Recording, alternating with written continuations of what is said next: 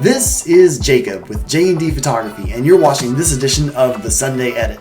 Today's image comes from the wedding of Courtney and John, which I shot about 3 or 4 weeks ago. So today I'd like to show you a quick and easy way that I remove unwanted elements of the background. In this photo you see we have a really nice background on the left hand side, but then we have this house on the right hand side. So what I'm going to do is I am going to first rotate the image, and then I'm going to hit Control-C, copy the image, then I'm going to rotate the image again, paste the image.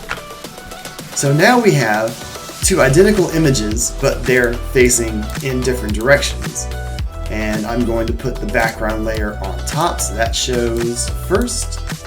And now what I'm going to do is I'm going to put a layer mask on the top layer. Now I'm going to grab my eraser tool, make that white, and let's just put it a little bit soft on the edges. So now when I take my eraser tool and I erase, everything magically disappears, and the house that was once there is no more, and we can keep going and erase everything else around that. And boom, where once a house once stood, now there is a very nice little forest.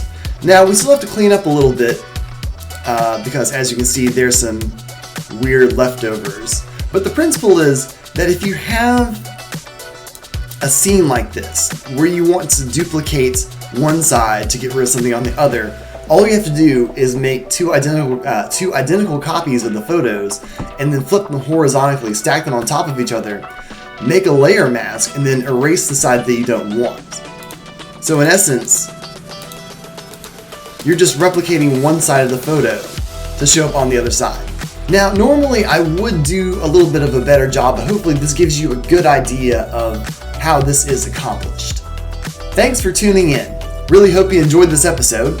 Stay tuned for next Sunday's edition of the Sunday Edit.